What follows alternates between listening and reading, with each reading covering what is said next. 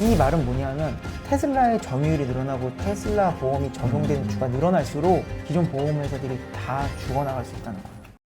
일론 머스크에 대해서 좀 얘기를 하고 싶은데요. 뭐 저 같은 경우도 이제 돌발 행동이나 언행 불일치 같은 모습으로 인해서 가끔 신뢰성이 좀 떨어지는데 이런 부분에 대해서는 어떻게 생각하세요? 이제 요것도 이제 제가 이야기를 좀 할 수 있는 게 저희 아버지가 어쨌든 자동차 부품 회사를 운영. 거의 자수성가하셨고 진짜 그런 뭐 표현이 있잖아요. 맨주먹으로 진짜 회사를 일궈내셨던 분인데, 그러니까 이제 회사 오너면서 회사 CEO시거든요. 그래서 이제 오너 리스크가 어떤 것인지에 대해서 잘 알고 있어요. 그리고 정말 그 오너가 잘못 판단하면 한 방에 회사가 나락으로 갈 수 있다는 것도 지금 현재 어쨌든 회사에서 생기고 있는 문제점들이 결국에 아버지의 판단 때문에 일어나고 있는 일들이거든요. 저희 회사도 사실 오너 리스크에 대해서 누구보다도 잘 알고 있다고 자신을 하는데, 네네. 저는 아버지의 말로 회사를 평가하진 않거든요. 그러니까 아버지가 어떤 지시를 하고 아버지가 어떤 말을 했다고 해서 그걸로 회사를 평가하지 않아요. 그쵸. 그냥 저는 회사가 내고 있는 실적으로 회사를 평가하거든요. 저희 회사만 해도 재무제표로 회사를 평가하거나 그쵸. 향후 비전, 뭐 앞으로의 계획, 그리고 그 계획이 실제로 말한 대로 잘 가고 있는지로 평가를 하는 거거든요. 근데 너무 웃긴 게 근원적으로 좀 이야기를 해보면 왜 일론 머스크의 돌발 행동이 리스크라고 생각을 하냐는 거죠. 이거는 결국에 일론 머스크가 돌발 행동, 특히 트위터에서 돌발적으로 어떤 글을 썼을 때 주가가 출렁이잖아요. 그럼 그 출렁이는 것 때문에 쌍욕을 하는 사람들은 결국에는 기업의 본질 가치를 안 보는 투자자들이라는 거거든요. 저는 그렇게 생각을 해요. 맞는 것 같습니다. 네. 근데 진짜로 일론 머스크의 능력을 판단하고 일론 머스크의 어떤 의사결정 능력, 그다음에 미래를 보는 능력을 보고 나는 테슬라를 투자하겠다 그러면 일론 머스크의 말에 집중할 필요가 전혀 없어요. 저는 그렇게 생각해요. 그러니까 일론 머스크가 테슬라에 관해서 했던 말, 테슬라의 미래에 대해서 했던 말이 지켜지고 있는지는 봐야겠죠. 근데 일론 머스크가 뭐 돌발적으로 장난삼아 했던 말이나 아니면은 뜬금없이 하는 말들 있잖아요. 그쵸. 아니면 정치인들을 비판하는 말이나 이런 거에 대해서는 저는 사실 거의 신경 쓰지 않아요. 그러니까 테슬라를 공부하니까 어쩔 수 없이 보긴 하는데 막 그것 때문에 뭐 테슬라 단톡 같은 거 보시면 저도 단톡 몇 개 들어가 있는데 테슬라 투자 같이 공부하겠다고 난리예요. 막 뭐 일론 머스크가 무슨 말 했네. 그것 때문에 일희일비하고 일론 머스크 때문에 주가 당일에 떨어지면 일론 머스크 욕하는 사람들도 많고 이런데 CEO라는 건요 무조건 성과로 보여준 거예요. 그러니까 일론 머스크뿐만 아니에요. 저희 아버지도 마찬가지고요. 전 저희 아버지지만 친아버지지만 절대 회사에 관련된 건 아버지 입을 보고 아버지를 판단하지 않아요. 아버지가 해놓은 회사 자체를 보고 아버지의 경영자로서의 능력을 판단하는 거예요. 그건 저도 마찬가지고요. 일론 머스크도 마찬가지예요. 그 누구도 예외가 될 수가 없어요. 그러니까 일론 머스크의 말을 보시지 마시고 일론 머스크가 여태까지 해온 행적, 여태까지 일론 머스크가 했던 말을 지키고 있는가, 여태까지 해왔던 거, 특히 이제 양산에 대한 이야기를 계속 했었을 때 뭐 양산 되겠냐 했는데 지금 뭐 폭발적으로 늘어나고 있잖아요. 이제는 별로 차이가 안 나요. 지금 왜냐하면 GM 포드 그다음에 이제 스텔란티스 같은 미국 메이저 3대 업체들 같은 경우에 생산량이 미친 듯이 떨어지고 있는데 테슬라는 이제 올라가고 있으니까 이제 그런 차들 같은 경우에는 진짜 1, 2년 내에 역전이 가능할 수도 있는. 그게 이미 150만 대면 절대 작은 규모가 아니고 이미 생산 카패시티는, 그러니까 생산 가능한 양은 200만 대가 넘거든요. 뭐 이번에 캐나다에서도 세운다고. 이제 캐나다에서도 아마 뭐 한다고 하는데 그래서 저는 그런 이제 성장 속도를 봤을 때는 이제는 그 일론 머스크가 한 약속을 이제는 지켰죠. 그리고 이제 일론 머스크가 왜 돌발 행동을 하는지 조금 더 생각을 하면 일론 머스크 테슬라는 광고를 안 하잖아요. 그러니까 그 부분에 대해서 이게 제가 블로그에도 썼는데 그렇죠. 약간의 노이즈 마케팅을 해줘야 그 돈을 아낄 수 있는 거예요. 그렇네요. 이게 이제 결정적으로 어떤 예를 들 수 있냐면요. 미국에서 이제 우리나라에도 있지만 SNL, Saturday Night Live, 이제 거기에 일론 머스크가 나온 적이 있었어요. 저도 봤습니다. 네, 그 SNL에 일론 머스크 나와서 막 이제 셀프 디스도 하고 막 도지코인 뭐 막 그런 걸로 이제 도지코인 이야기하고 비트코인 이야기하고 막 그랬었잖아요. 일론 머스크는 돈을 한 푼도 안 내고 오히려 출연료 받았겠죠. 출연료 받고 1시간 동안 테슬라 광고를 한 거예요. 그렇네요. 근데 그 SNL이 나오는 중간중간에 아이러니하게도 기존 자동차 업체들이 엄청나게 돈을 들여서 30초 광고를 하고 있었어. 되게 아이러니하네요. 엄청나게 아이러니하죠. 근데 광고 효과는 뭐가 돼 있었을까요? 그 중간 광고 사람들이 제대로 봤을까요? 아니에요. 테슬라가 어떻게 알려지게 됐냐? 일론 머스크 때문에 알려진 게 된 거예요. 그렇죠. 예전부터 네, 예전에 10만 대, 20만 대 생산했을 때부터도 테슬라를 많이 알게 된 게 일론 머스크의 어찌 보면은 그런 이제 좋게 얘기하면 적극적인 소통, 나쁘게 얘기하면 약간의 기행. 그래서 저는 광고료를 다른 회사들은 조 단위로 쓰고 그렇죠, 있는데, 예, 현대만 해도 엄청나게 쓰고 있는데 만약에 그렇게 쓰지 않고 선을 넘지 않는 노이즈 마케팅이나 뭐 다른 사람을 힘들게 한다든지 다른 사람을 비하한다든지 이런 게 아니라 그렇죠. 그냥 쟤 좀 속된 말로 좀 똘끼 좀 있네라는 정도로 해서 만약에 그런 정도로 해서 이 정도 마케팅 성과를 낸다? 무조건 이거는 기업 입장에서는 땡큐죠. 다른 CEO들은 그런 관심을 못 받기 때문에 그런 마케팅을 못 하는 거거든요. 아니 일론은 뭐 한마디 떠들면 난리 나죠 언론에서. 그렇죠. 근데 예를 들어서 아니 포드 CEO 누군지 아시는 분 있나요? 스텔란티스 CEO 누군지 아시는 분 있나요? 모르죠. 없어요. 예. 고도의 마케팅이라고 저는 생각을 해요. 예. 그러니까 그런 부분도 좀 염두를 해줬으면 좋겠습니다. 예. 그렇게 바라본다면 진짜 네. 머스크가 천재적인 사람이네요. 네네. 저는 그런 것까지 생각을 하고 있다고. 물론 이제 약간 진짜 똘끼도 좀 있겠지만 의도를 하고 약간 일종의 노이즈를 좀 일으키는 것도 분명히 있다고 봐요. 그래야 많이 알려지니까. 당장 저만 해도 일론 머스크 트위터 쓰면은 알람이 오거든요. 아, 네네. 말씀하신 게 진짜 맞는 것 같습니다. 뭐 그 다음에는 이제 테슬라가 하고 있는 게 다양한데 제가 이제 지혜타원가님이랑 사전에 얘기를 하다가 영상 자료를 보다가 테슬라 보험이라는 게 나왔어요. 근데 저는 이게 잘 모르거든요. 이게 왜 또 중요하게 보시잖아요. 그래서 왜 중요하고 이게 뭔지에 대해서 좀 궁금합니다. 일단 저는 이 얘기를 하기 전에 네. 저는 의외로 이제 아까 그 ESS 사업이나 태양광 사업도 그렇지만 테슬라에 투자를 한다면 심지어 테슬라에 어마어마한 돈을 넣으신 분들도 많거든요. 깜짝 억 단위로 넣으신 분들도 많은데 그럼에도 불구하고 이런 사업을 하는 것조차를 몰라요. 우리나라에서 안 한다고. 그쵸, 근데 사실 그러면 안 되잖아요. 그쵸. 이게 그렇게 투자를 하셔놓고서는 하나하나 세세히 다 알 필요는 없지만 최소한 테슬라가 무슨 사업을 하는지 큰 줄기 정도는 알아야 자동차 외에도 이것도 하고 저것도 하는구나는 알아야 그렇죠. 되는 건데 이 테슬라 보험이라는 건 자동차 보험이거든요. 현재는 지금 미국의 한 8개 주 정도에서만 시범은 아니고 8개 주 정도에서만 서비스를 시작하고 있어요. 네. 근데 이제 이 테슬라 보험이 왜 파급력이 크냐면요. 우리가 이제 자동차 보험 가입해 보시잖아요. 네, 그렇죠. 자동차 보험 가입할 때 어떤 정보를 우리가 주로 입력하나요? 나이, 체중, 뭐 주행거리 뭐 이런 거. 그죠. 이제 운전 경력, 그 다음에 차량 어떤 차량인지. 왜냐하면 예를 들어 그렇죠. 람보르기니나 페라리면 이제 보험료를 세게 물잖아요. 그쵸, 왜 그쵸. 그러냐면 사고 낼 확률이 높으니까. 밟을 확률이 높아서. 그 다음에 나이, 그 다음에 운전 경력, 그 다음에 외국 같은 경우에는 우리나라는 크게 차이 안 나지만 사는 지역도 물어봐요. 사는 지역 따라서 보험료가 많이 다르기 때문에. 근데 만약에 가을바람님의 실제로 어떤 운전 습관이나 운전한 거리, 이동한 지역, 사고 빈도수를 대표할 수 있나요? 저는 대표하기 어렵다고 보거든요. 되게 데이터가 없잖아요. 그쵸. 예를 들면은 가을바람님과 비슷한 나이에 비슷한 지역에 비슷한 차를 타는데 아니면 운전하는 것도 비슷하다고 생각하는데 가을바람님은 막 굉장히 안전하게 운전하는데 그 다른 사람은 굉장히 난폭하게 운전해요. 네네. 이런 거를 구별해낼 재간이 없어요. 그쵸. 기존 보험회사들은. 그러면 이제 어떻게 하냐면 기준을 어디다 잡아야 되나요? 안전마진이 둬야 되니까 이 난폭한 사람 기준으로 잡아야 돼요. 그쵸. 그러면 가을바람님 같은 경우에 어떻게 돼요? 더 울며 많이 겨자 먹기로 네. 보험료를 더 내야 되는 거예요. 데이터가 없기 때문에. 그쵸. 자, 근데 이제 테슬라 자동차 보험을 보면 테슬라는 처음에 초창기에 나온 차부터 지금 나온 차까지 데이터 수집이 가능하도록 차를 설계해 놨어요.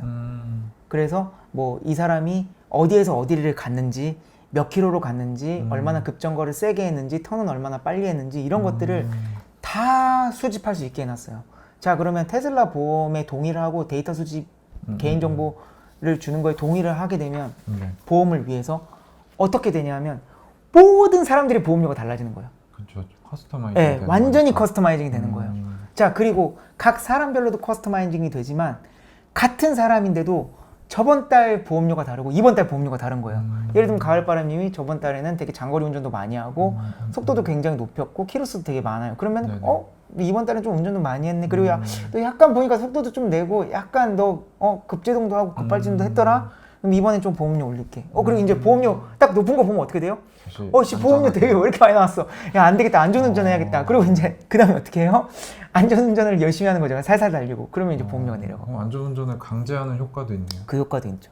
그러니까 이 말은 뭐냐면 기존 보험 업체들이 테슬라의 점유율이 늘어나고 테슬라 보험이 적용되는 주가 늘어날수록 기존 보험 회사들이 다 죽어나갈 수 있다는 거예요.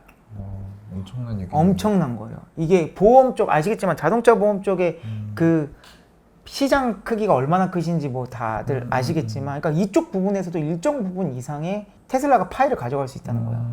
네. 이런 것까지 생각을 하고 기업 가치 분석을 해야 테슬라가 왜 이렇게 비싸지라는 생각을 좀 다시 해볼 수 있는 거거든요. 그래서 이게 굉장히 중요해요. 그리고 이렇게 할 수 있는 게 현재로서는 테슬라밖에 없어요. 왜냐면 데이터 수집이 안 되잖아요. 그렇죠, 네. 그렇죠. 그래서 이제 저같이 적은 비중으로 투자하는 사람들이 이제 이런 내부적인 사정을 잘 모르고 이제 일론 머스크가 가진 다양한 회사들을 보거든요. 그래서 네. 뭐 테슬라, 뭐 솔라루프, 보링 컴퍼니, 스페이스X, 뉴럴링크 등등. 근데 일론 머스크가 이걸 매니지할 수 있느냐도 궁금하고, 이 다양한 회사들이 뭐 어떤 시너지를 뭐 어떻게 낼 수 있을까, 그 부분도 좀 다뤄주셨으면 좋겠습니다. 이제 저희 아버지 얘기를 또 안 할 수가 없는데 네. 이제 정말로 그렇게 얘기하는 사람들이 많았어요. 일론 머스크가 트위터를 인수한다 그랬을 때 야 너 트위터 CEO도 또 할 거냐? 야 너 지금 맡고 있는 회사가 몇 갠데 그렇죠, 그렇죠. 또 신경 분산된다. 그렇게 얘기하는 사람들이 많아요. 근데 이거는요, 이제 저희 아버지를 보면 이 CEO라는 자리를 잘 몰라서, 저도 이제 잘난다는 건 아니지만 옆에서 계속 지켜봤기 때문에 이제 그렇게 말하는 사람들의 사고 방식은 어떠냐면요, 일이라는 게 시간에 비례해서 돈을 버는 거라고 생각을 하는 거예요. 그러니까 그쵸. CEO도 시간에 비례해서 집중도가 분산될 거라고 생각하는 거예요. 절대 그렇지 않아요. 그렇게 따지면 저희 아버지도요, 저희 아버지 교수직도 하시고요, 회사 지금 메인으로 운영하고 있는 거 외에도 몇몇 회사에 지분 참여를 하고 계세요. 그리고 그 외에 공적 모임, 사적 모임 아니고요, 공적 모임. 심지어 나라에서 주관하는 모임이세요. 그러니까 정부 주관 어떤 뭐 고문이나 이런 걸로 계시는 것도 있거든요. 제가 뭐 어떤 기관이라고 말씀드릴 수는 없지만 네네. 그런 기관들까지 메인만 뽑아도 10개가 넘어요, 직책이. 그러면 자, 저희 아버지가 저희 회사에 신경을 안 쓰는 거냐? 아니거든요. 오히려 저희 회사를 위해서 그런 직책들을 맡는 거예요. 예를 들면 저희 아버지가 대학 교수를 하고 있으면 산학협력을 하거나, 거기 산학협력 가운데서 보통 이제 어떤 메리트를 많이 주냐 하면, 우리 대학 직원이 채용해 주면 야, 그 대학이나 정부에서 야, 그 연봉 보조해 줄게, 이런 게 많아요. 뭐 5년이면 5년 정도. 그렇게 해서 우수 인력을 쓸 수 있게.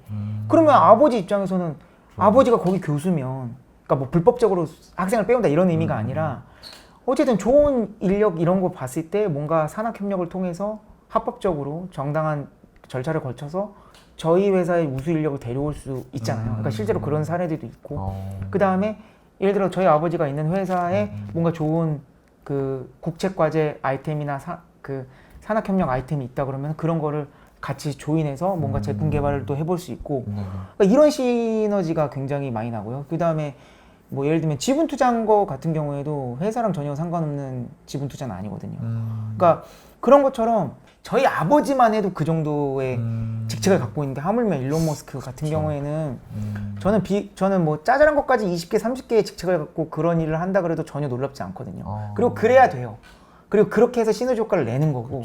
그러니까 이거는 여러분들이 대부분의 사람들, 80%, 90%의 사람들은 시간에 비례해서 돈을 버는 근로자, 노동자들이기 때문에 자꾸 그런 관점에서 CEO들을 평가하고 바라보고 집중력이 분산된다라는 표현을 쓰는데, 집중력이 분산되는 게 아니고요, 그렇게 여러 가지 직책을 맡고 여러 가지 분야에서 역할을 담당해야 시너지 효과가 생기는 거예요. 오히려 CEO가 하는 역할은 큰 그림을 보고 중요한 의사 결정을 하는 거고, 이제 밑에서 보고가 올라오면 그거에 대한 대응을 하는 사람이고, 무엇보다도 돈을 확보해야 돼요. 현금 흐름을 만들어야 되고, 뭐 대출이 필요하면 대출을 받아야 되고, 이런 걸 해야 되는 사람이기 때문에 그런 면에서 그 CEO를 바라보고 판단하셔야지, 뭐 예를 들면 CEO 직책을 몇 개를 갖고 있다, 회사를 여러 개 갖고 있으니까 집중력이 분산된다, 이렇게 바라보는 거는 잘못된 관점이라고 생각을 하고, 일론 머스크에 이제 집중해서 보자면, 아니 스페이스X, 보링 컴퍼니, 뉴럴링크 같은 회사들 보면,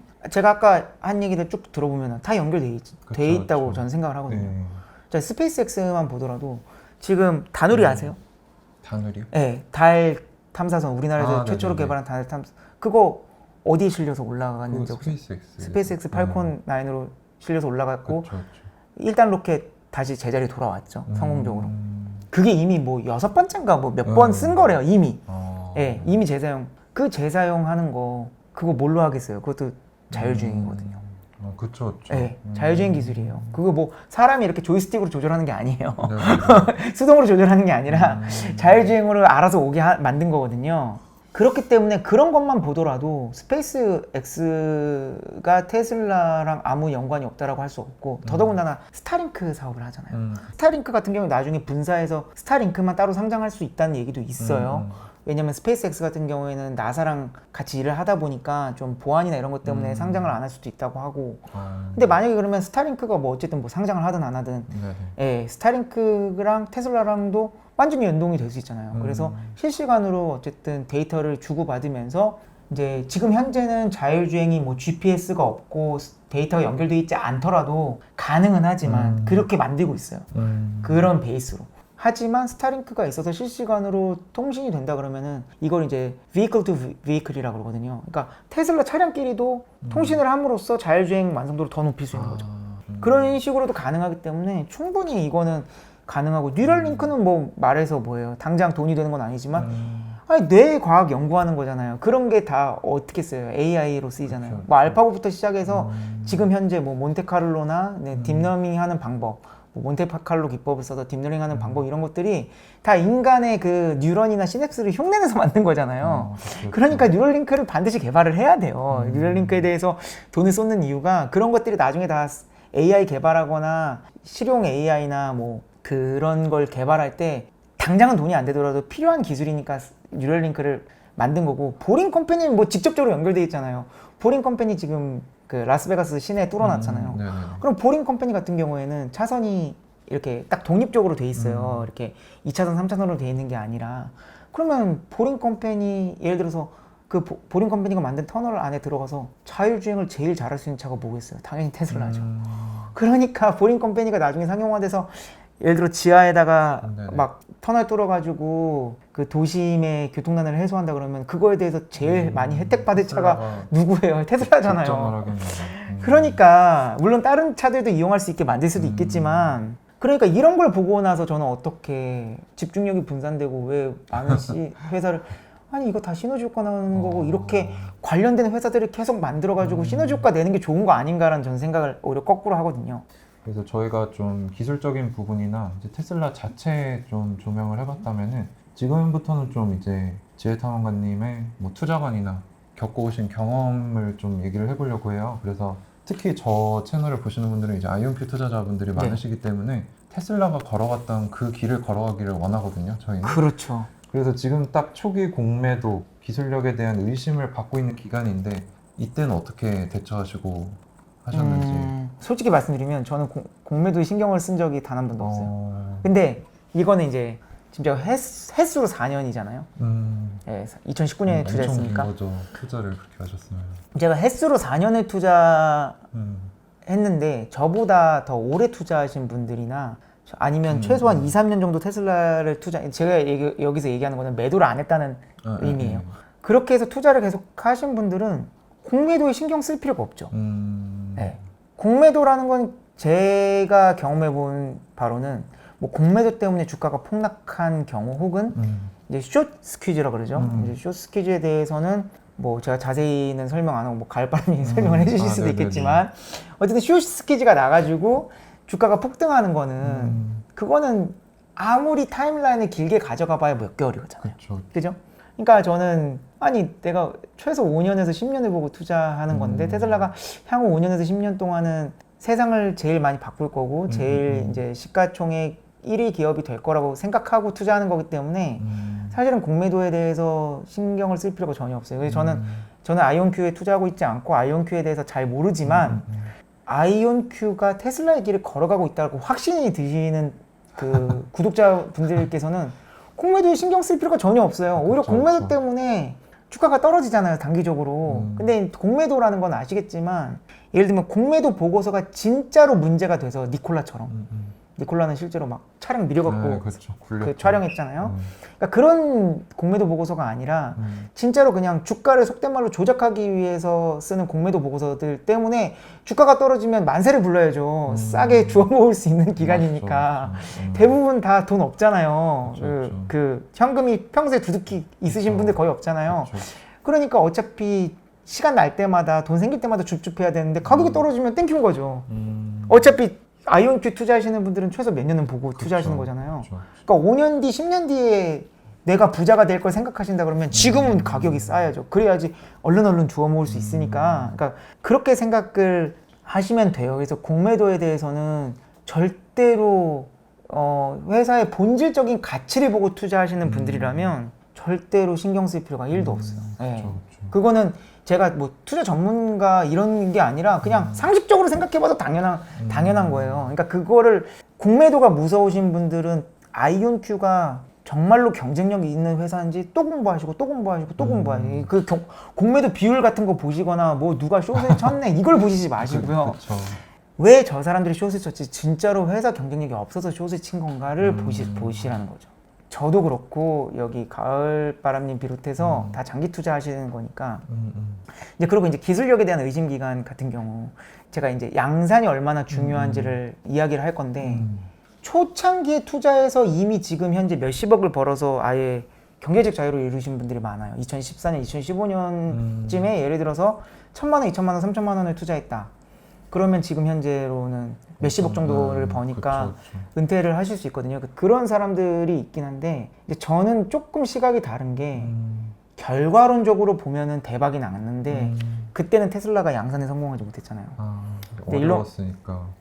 대량 생산을 못 하고 있었잖아요. 근데 일론 머스크가 늘 하는 얘기가 양산은 샘플 만드는 것보다 100배 어렵다고 이야기하거든요. 근데 그쵸. 저는 제가 직접 제품 개발을 저희 회사가 하고 있잖아요. 근데 그 말이 진짜 과장이 1도 없어요.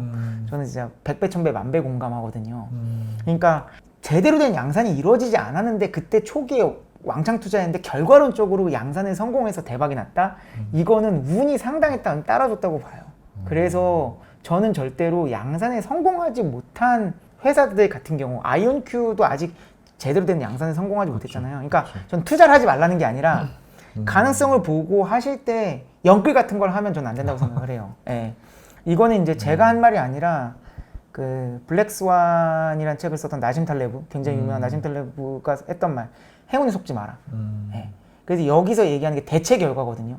그러니까 우리는 결과를 보고 거기에 맞는 이유를 다 갖다 붙여요. 맞아요. 그러니까 테슬라는 성공할 수밖에 없었어요. 왜냐면 이미 성공했으니까. 그래서 지금 900조가 된 거고 양산 성공한 거야. 근데 그렇게 볼 수가 없어요. 테슬라 10년도 안 됐어요. 테슬라가 이제 모델 3가 나오기 직전에 파산 직전까지 가서 이제 팀 쿡은 부정하고 있지만 일론 머스크 말에 의하면 팀 쿡한테 전화해서 지금 회사 망하게 생겼으니까 제발 우리 회사 좀 사줘 라고 했다라는 얘기가 있어요. 그 말인 즉슨 테슬라도 망할 뻔했다. 얼마든지 망할 수 있었다는 거예요. 그러면은 어떻게 돼요? 만약 거기에 여윳돈을 넣은 거면 상관없어요. 근데 잃어버려도 돼. 없으면 그냥 해. 근데 거기에 연끌을 해버리면 진짜 큰일 나요. 그래서 저는 본격적인 투자, 규모 있는 투자는 특히 제조업 같은 경우에는 양산에 성공하고 나서 투자해도 늦지 않다. 그러니까 저는 양산이 어느 정도 되는 걸 보고 들어간 거거든요. 2019년에 들어간 거면 2018년에 이미 25만 대 정도 생산을 했고 2019년도에도 그 이상 30만 대 이상, 30, 40만 대 이상 생산에 성공했기 때문에 그래서 저는 반드시 그렇게 말씀을 드리고 싶어요. 저는 그래서 이거에 대해서 그런 어떤 내가 2013년, 2014년에 1,000만 원만 넣어놨으면 내가 지금 뭐 몇십억이 됐을 텐데 라는 말을 하는 것 자체가 전혀 의미가 그쵸. 없어요.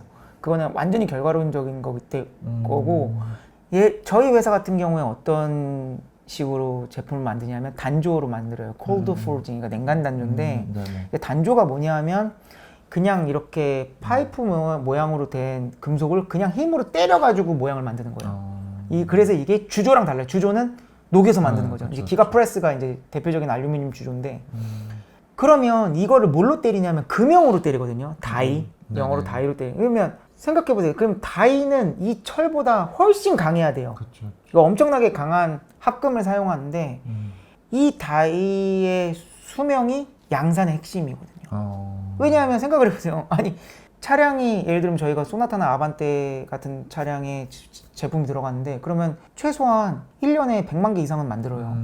그러면은 금형 수명이 예를 들면 10만 개 정도 나와줘야지 1년에 금형 10번만 바꾸고 끝나잖아요. 근데 예를 들면 금형이 극단적인 경우에는 진짜 금형이 10개, 100개 만들고 깨져요. 설계를 잘못했거나 금형 재질을 조합을 잘못 만들면 얼마든지 그렇게 되거든요. 근데 보세요. 샘플은요. 고객사에서 야 우리 이런 제품 만들 건데 한 100개만 보내봐. 그러면 그건 어떻게든 만들어요. 개당 10만 원에 들여서도 만들어요.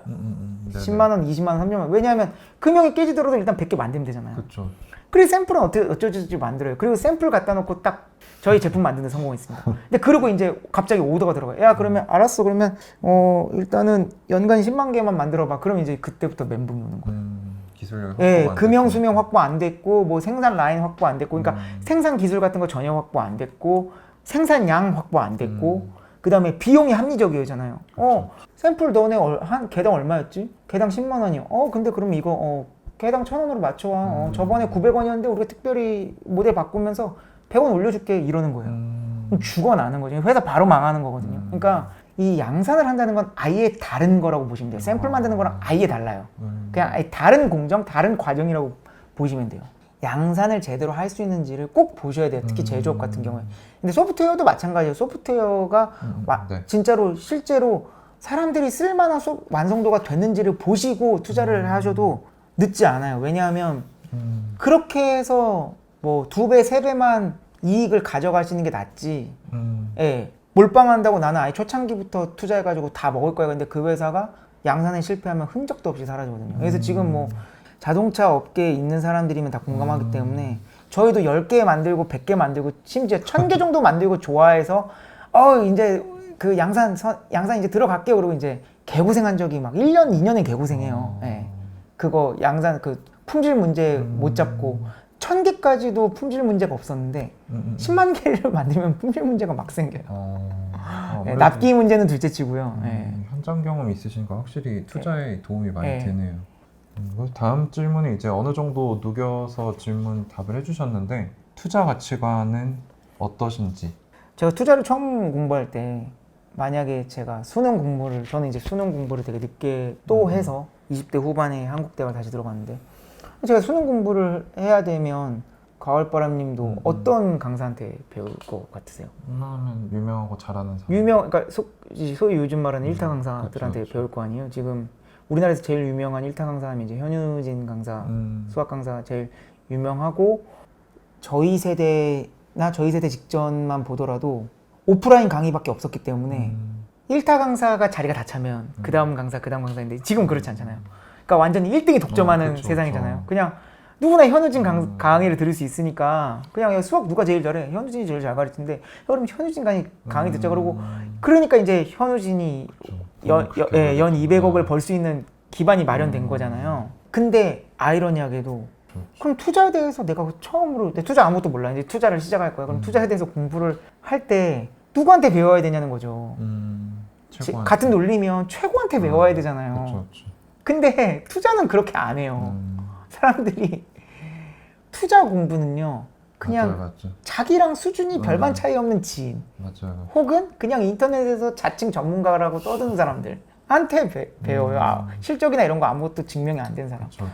그래서 저는 당연하게 1타 강사한테 듣는 게 맞지. 그럼 어떻게 해야 돼? 그래서 오랫동안 장기 투자를 하면서 망하지 않았던 사람들이 누굴까를 찾아본 거죠. 그러면은 이제 책 많이 보신 분들은 다 아는 분들이 나오는 거죠. 그래서 이제 워런 버핏의 스승이라는 벤자민 그레이엄, 그 다음에 피터 린치, 이제 지금은 은퇴했지만, 그 다음에 워런 버핏 같은 경우에는 워런 버핏은 책을 낸 적이 없어요. 그러니까 워런 맞아요. 버핏에 대한 책은 워런 버핏이 쓴 게 아니야.